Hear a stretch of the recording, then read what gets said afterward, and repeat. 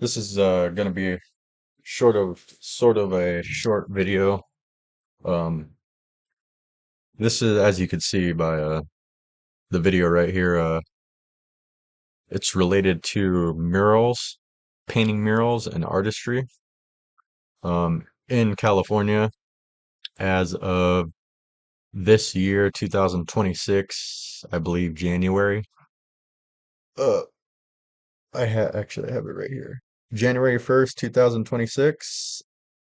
Senate Bill 456 allows painting muralist. So people doing this stuff right here.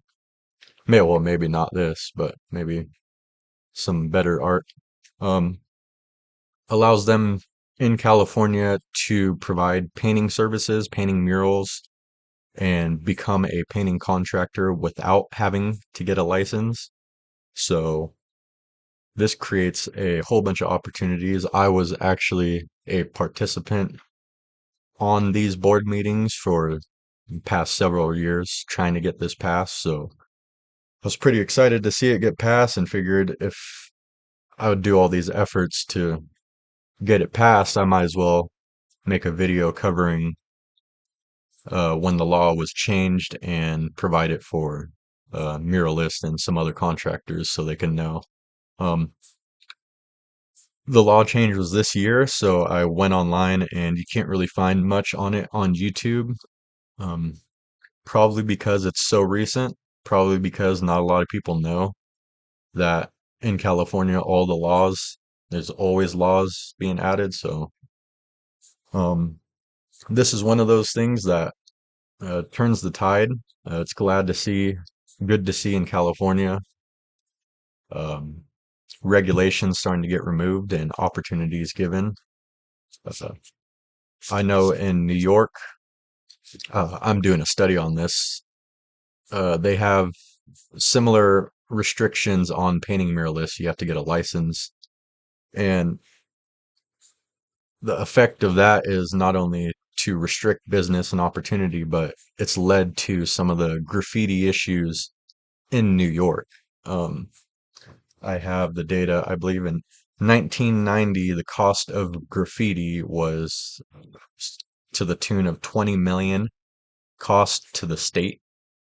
And again, that cost would probably be a lot less if those artists had freedom as they do in California, as they do in other states.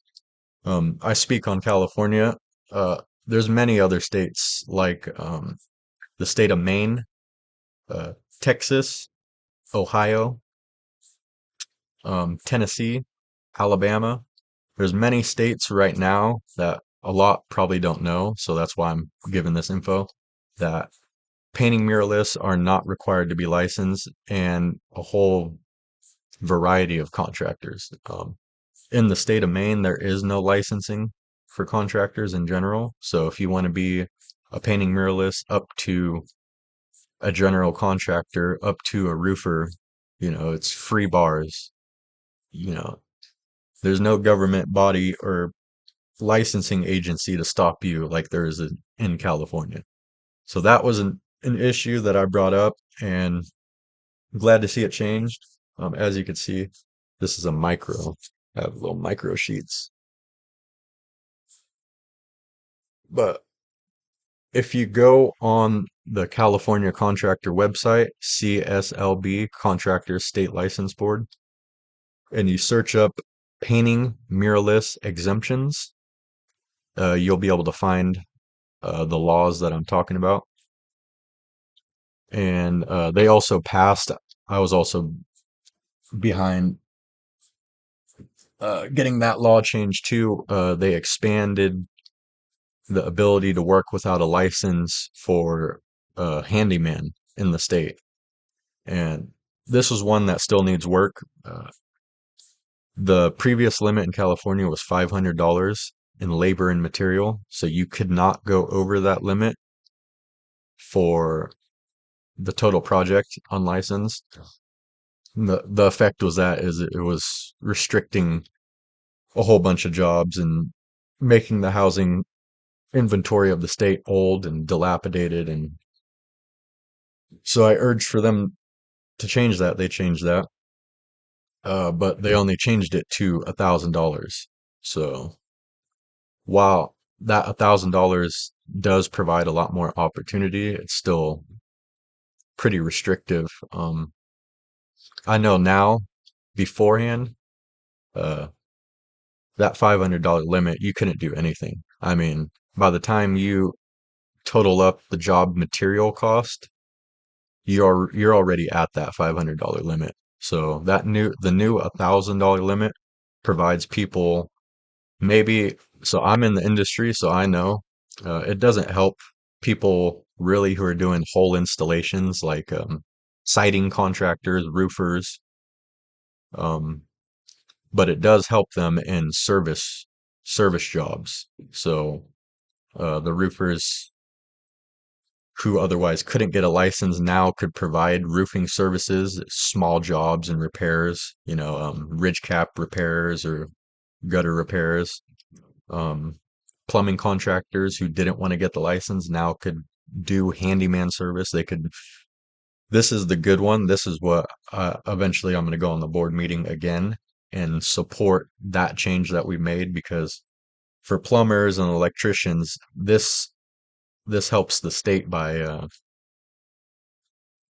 maintaining an adequate standard of housing and ensuring because there's been a drought throughout California. So making these law changes and being able to fix the water leaks and the electrical problems, this all helps the state. So it helps us all. So that's a good change. Still needs a lot of work, that $1,000 limit, because like I said, I talked to the contractor board members and lawmakers or whatever you call them. And I told them, this limit is far too low compared to other states. Um, the licensing is just too restrictive in Washington, Pennsylvania, Montana. There is no licensing. There's a registration system, which is far easier. You have more contractors and painting muralists able to expand and open up because there's not all these testing and education and experience and financial requirements like they have in California or New York or even Oregon. So, um,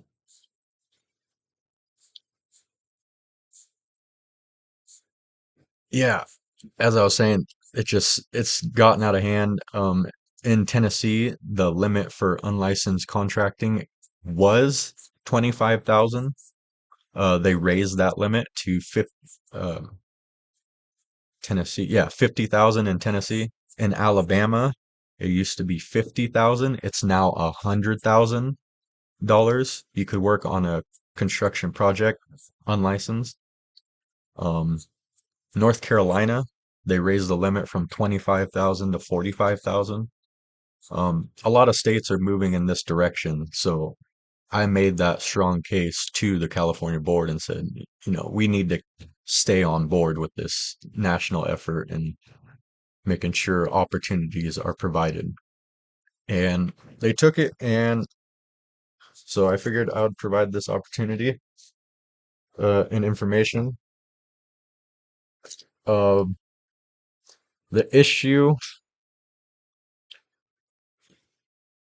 like I said, painting painting murals doesn't mean just doing all the artistry and all the decorative exterior work. This could be interior murals. I I would probably just be good at leaving this information here and letting the painters and muralists, because they'll know everything they could do with this opportunity. But yeah, you could do inside work, exterior work.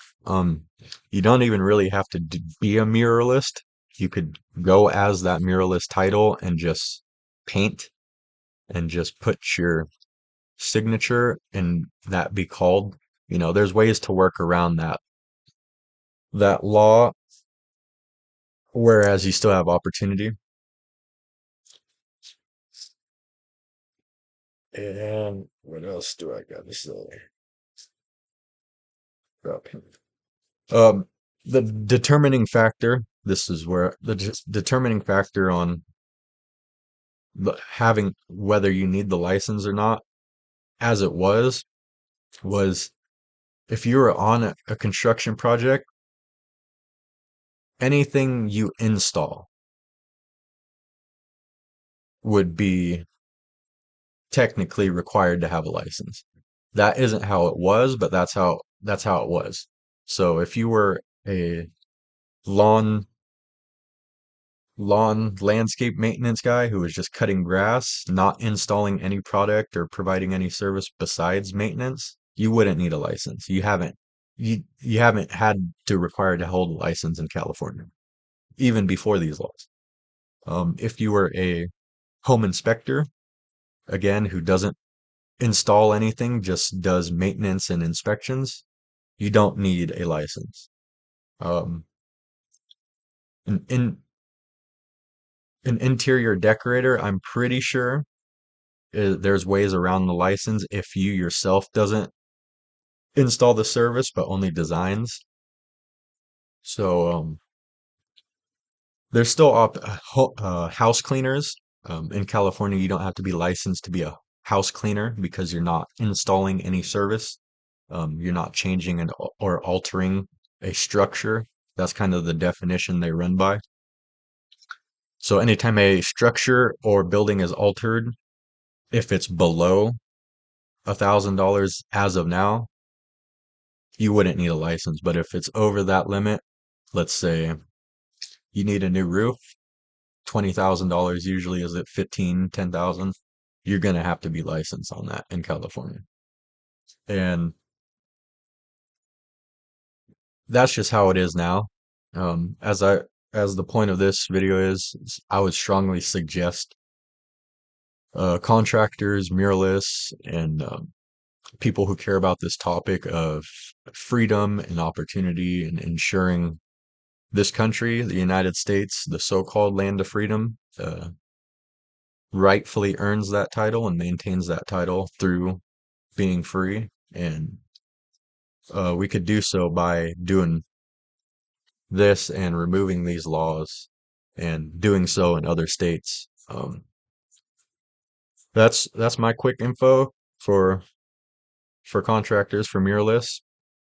Um, like I said, uh, if you want to help in making these law changes and helping other states, I would say uh, kind of do the approach I did and start going on these contractor board meetings, these state board meetings, start contacting your state and local offices, start getting active and start educating people around you and getting their opinion and talking about the matter. And that could lead towards the changes that have happened when I did it and when others helped in addressing these laws. So hopefully that helps. Hopefully these law changes provide some much needed opportunities for Californians and for many other businesses throughout the state and industry. And hopefully this information helps with people looking to help and hopefully in removing some of these other laws. Uh, in another video, I'm going to cover this whole issue. Um, it's going to be actually a book review by one of the main American Nobel Prize economist, Milton Friedman, and he's done a lot of work, and he's the economist who I got much of my data and resources from to make the case. And he has a book, a series titled Free to Choose, hence the name Free to Choose. The United States is an economy of freedom, and we support and defend the right for individuals to be free to choose.